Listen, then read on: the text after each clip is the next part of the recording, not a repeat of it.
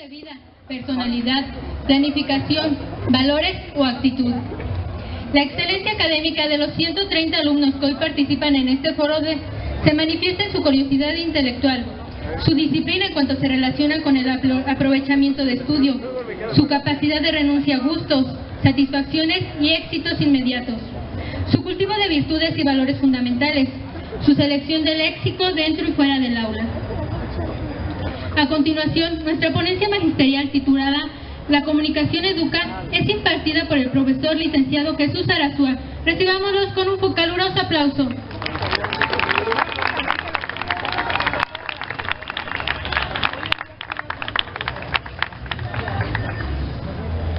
¿Cómo están? ¿Cómo están feos todos ustedes? No, no se crean. Bienvenidos todos a esta plática. Me dijeron que los iba a aburrir. Y es como las pláticas cuando se van a casar, ¿no? Primero tenemos que ir para que alguien nos cuente mentiras y alguien que ni se ha casado y después ya nos casemos, ¿no? El día de hoy les vamos a hablar acerca de un tema que se llama la comunicación educa. ¿Por qué dije que nos cuenten mentiras? Ustedes se han preguntado si verdaderamente la comunicación nos ha educado o quién nos ha educado a nosotros. Vamos a bajar tantito a los agudos. De por sí tengo una voz bien aguardientosa y luego así se va a ver peor. Bueno, les decía, la comunicación verdaderamente educa. ¿Quién nos ha educado a nosotros los mexicanos? En nuestro país durante más o menos 50 años la Secretaría de Educación se ha llamado Televisa.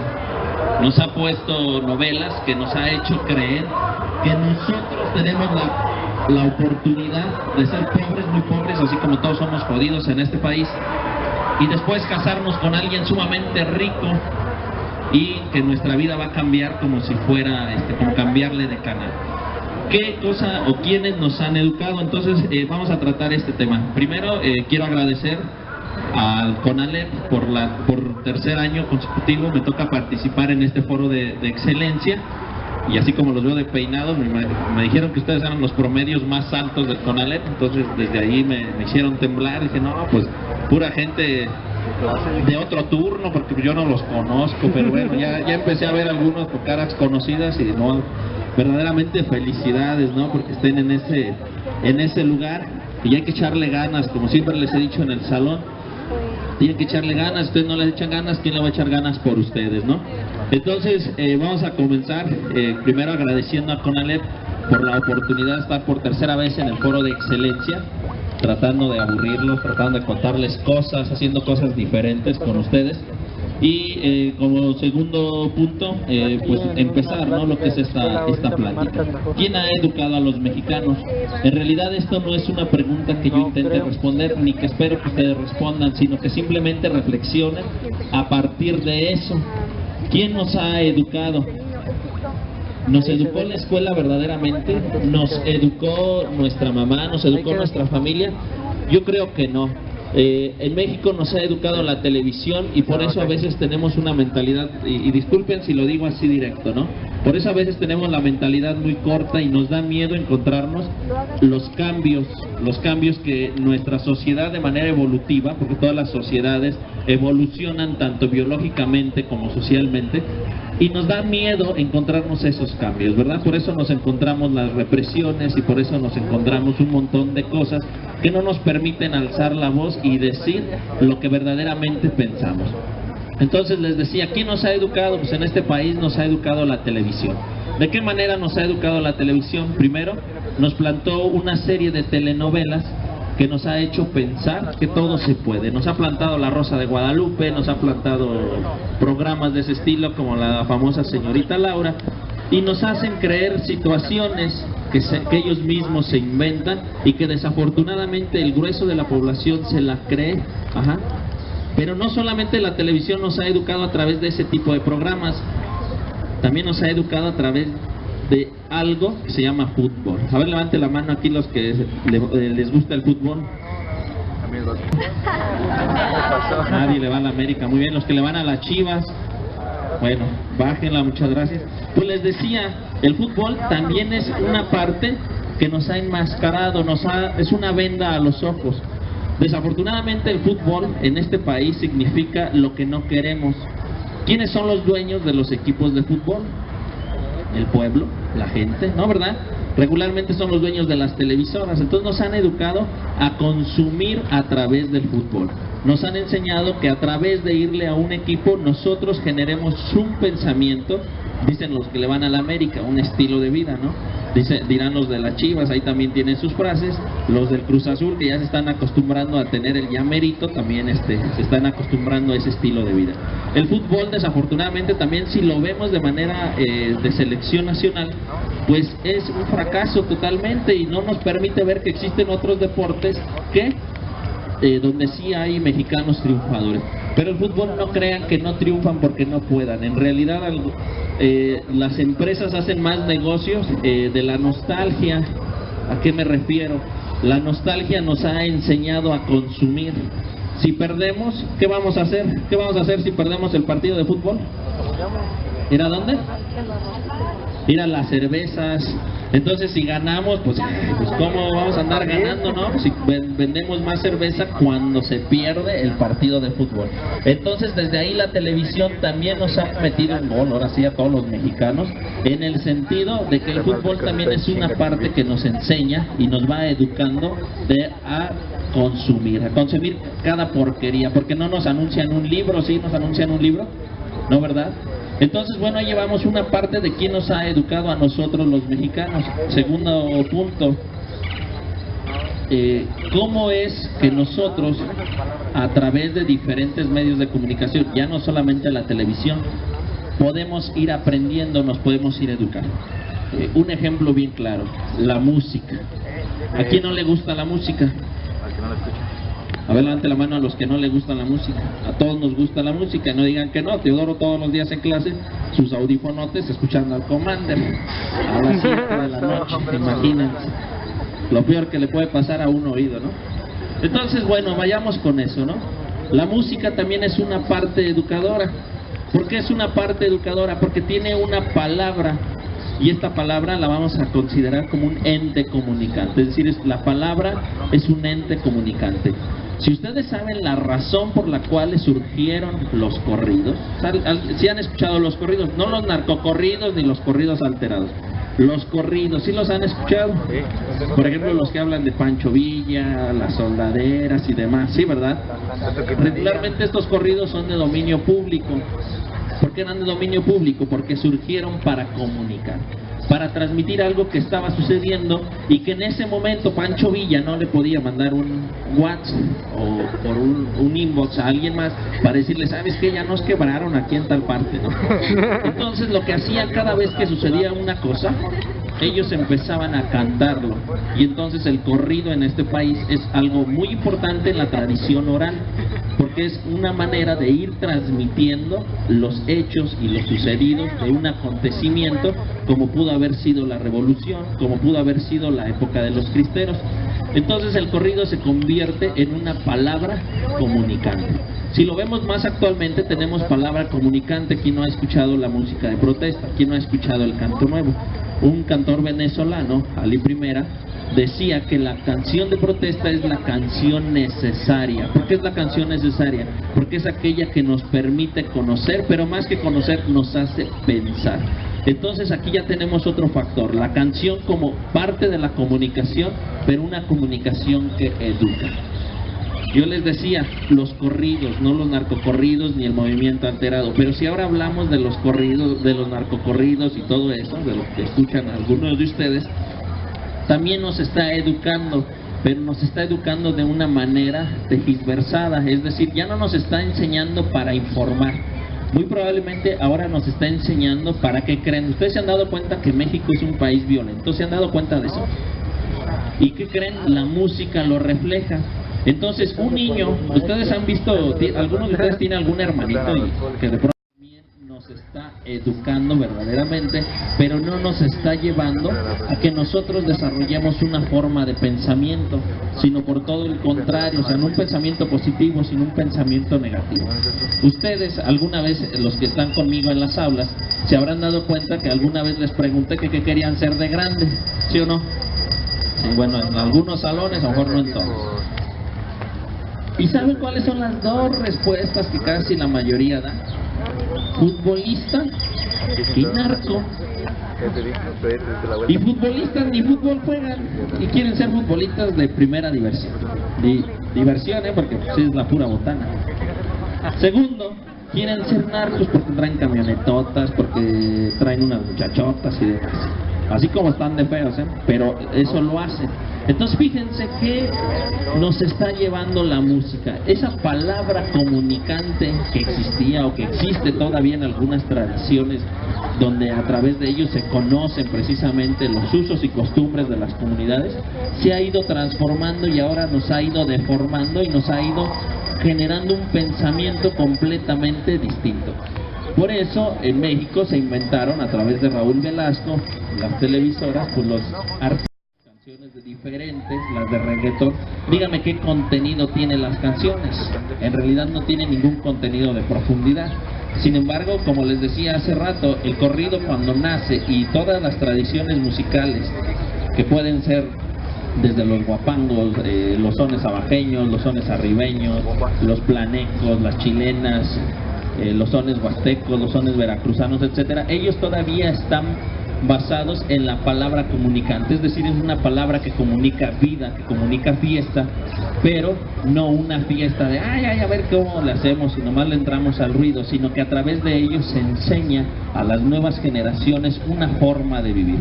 Entonces fíjense, ya llevamos dos formas de comunicar que nos enseñan o nos educan de cierta manera. Una de ellas fue la televisión y la otra fue la música, ¿verdad? Entonces llevamos dos.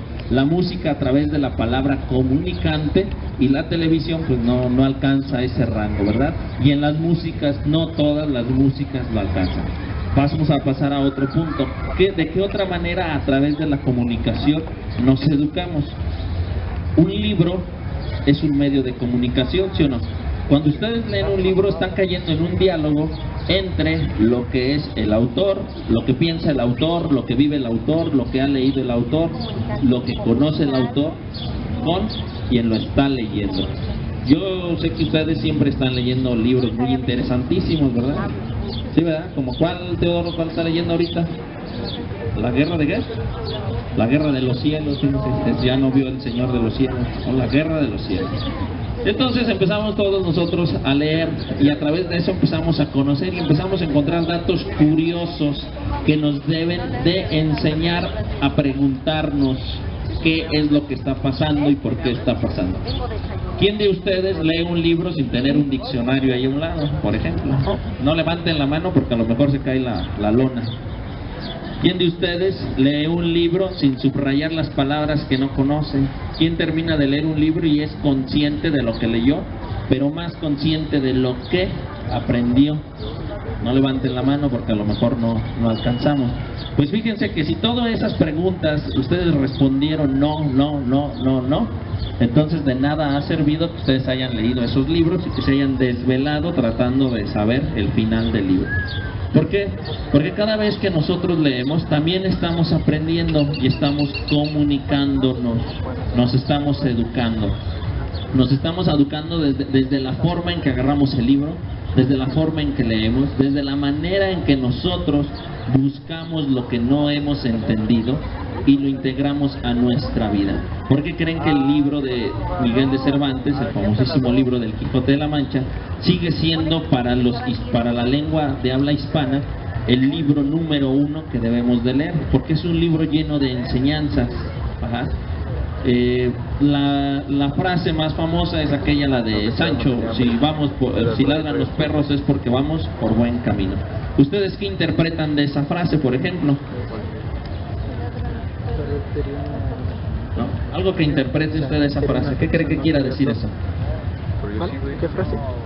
Bueno, si alguien dice, no, lo que pasa es que cuando vamos llegando a un rancho lo primero que se van a alborotar son los perros, pues no está funcionando su comprensión lectora y hay que echar entonces a andar eso que traemos aquí guardado. Cuando nosotros decimos, si es que los perros están ladrando es porque vamos por buen camino, ¿qué creen que significará? Que la gente nos está criticando, que la gente está hablando de nosotros. Pero cuando hacemos las cosas mal, regularmente la gente habla un rato, un día. Pero cuando hacemos las cosas bien, regularmente la gente se la pasa hablando de uno, hace referencia. Entonces ahí estamos haciendo bien. En los libros del Quijote nosotros podemos enseñar esas enseñanzas que desde hace 400 años se han quedado. Y por ejemplo, si nosotros nos vamos y leemos Shakespeare, nos va a pasar lo mismo. También tiene 400 años de enseñanzas, es decir, de situaciones que siguen estando presentes y vigentes en el día de hoy que estamos. Parte de esta oralidad, como son las canciones y eso, viene también, por ejemplo, los libros de Homero, que es el primer libro, digamos, que se pudo plasmar después de muchos años de haber sido cantado. Ustedes saben que la Ilíada y la Odisea son libros que fueron hechos para cantarse, no fueron escritos para leerse. Antes que los escribieran, la gente los cantaba, y a través de eso la gente conocía las hazañas de sus héroes, ¿sí? Y entonces cuando Homero, que ya estaba la escritura inventada, lo único que hizo fue recuperar de la tradición oral y empezar a escribir. Entonces ya llevamos 3 formas de comunicar: la televisión, la música y los libros. Los libros, ¿cómo nos pueden cambiar? Pues depende de nosotros qué es lo que leamos, ¿verdad?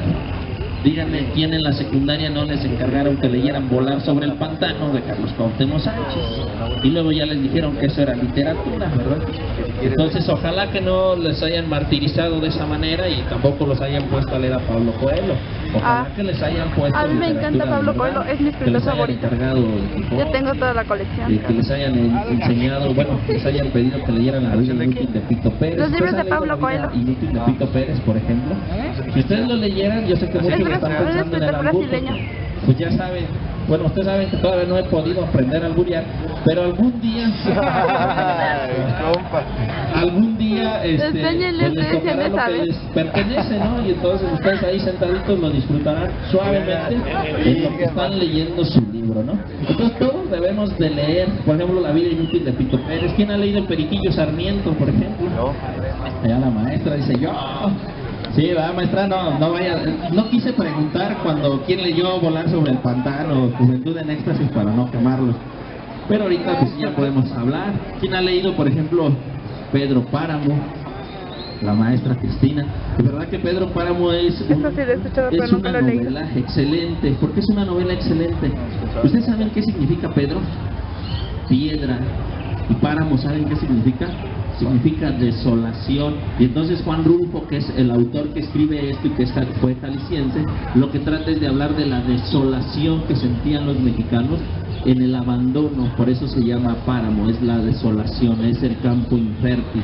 Por eso hay una parte donde Abundio decía: todos somos hijos de Pedro Páramo. Es decir, a todos los mexicanos, por ser hijos de este país, nos tocan las injusticias.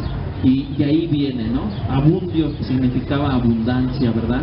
Y entonces viene una serie de significados que nosotros debemos de interpretar al momento de leer. Si ustedes cuando están leyendo no pueden interpretar todos esos significados, nos estamos quedando vacíos. Y si nos estamos quedando vacíos, revisen sus horas en que ustedes están viendo la televisión, revisen sus horas en que están en el Facebook. Y entonces hay que cambiar de hábitos. Agarren un libro y pónganse a leer, agarren un libro y abran la mente. En realidad, cuando abrimos un libro no estamos abriendo las hojas, sino que estamos abriendo la mentalidad, las mentes que nosotros tenemos. ¿Cómo nos puede cambiar un libro la vida? No es la pregunta que le hicieron al presidente de la República. Nosotros la vamos a contestar o a tratar de discernir a partir de lo que nosotros vivimos. Ustedes saben que leer es volver a vivir. Y vivir y leer casi es lo mismo, nada más que de una manera imaginaria. Cuando nosotros imaginamos y despertamos nuestra capacidad de asombro, entonces nosotros estamos siendo capaces de crear. ¿Ustedes se imaginan que todos pensáramos lo mismo? ¿Se imaginan que todos tuviéramos que comer lo mismo todos los días? No. ¿Que nos tuvieran que gustar lo mismo a todos? Pues los libros lo único que nos hacen es ayudarnos a elegir el camino que a nosotros nos gusta. ¿Queremos creer lo que la televisión dice? ¿Queremos creerlo, sí o no? Nadie nos lo va a imponer, nosotros mismos lo debemos de determinar a través de lo que hemos estado leyendo. Entonces los libros sí nos van a ayudar a cambiar. Por eso los libros son un ente comunicante. Yo sé que algunos ya les dieron unas preguntas por ahí, porque me preguntaban que qué era un ente. ¿Alguien sabe qué es un ente? Un ente es algo que existe Ajá. No necesariamente tiene que ser corpóreo, puede ser etéreo, es decir, no necesariamente se puede palpar, pero existe, se puede vivir y se puede sufrir. Un libro no existe porque esté impreso o esté de manera digital. Un libro existe cuando ustedes lo recrean en su mente. ¿Se acuerdan cuando leímos, cuál fue el último que leímos ahí en el Conalep? Las batallas en el desierto. ¿Se acuerdan de las batallas en el desierto? A ver, levante la mano los que se acuerdan de las batallas en el desierto. Yo no lo leí en el colegio. Nadie lo leyó. Yo sí. Allá Dani sí lo leyó. También, compa. ¿Se acuerdan cuando leíamos las batallas en el desierto y hablábamos de los significados? Es decir, de todo aquello que venían viviendo los personajes y que hacían reconocer a la Ciudad de México en los años 30, bueno, finales de los años 30, inicio de los años 40. Cómo venía dándose los cambios y cómo se venía dando esa evolución de pensamiento. Pues bien, esto es lo que nosotros tenemos que escuchar el día de hoy. Verdaderamente la educación educa, la comunicación educa, pero depende de nosotros qué tanto nos dejemos moldear. Ajá. Entonces, con esto yo voy cerrando. Y si ustedes tienen alguna duda, pues nos pueden preguntar. Entonces sí, la comunicación educa, pero depende de que nosotros nos dejemos o no moldear. Muchas gracias. ¿Más alguna duda?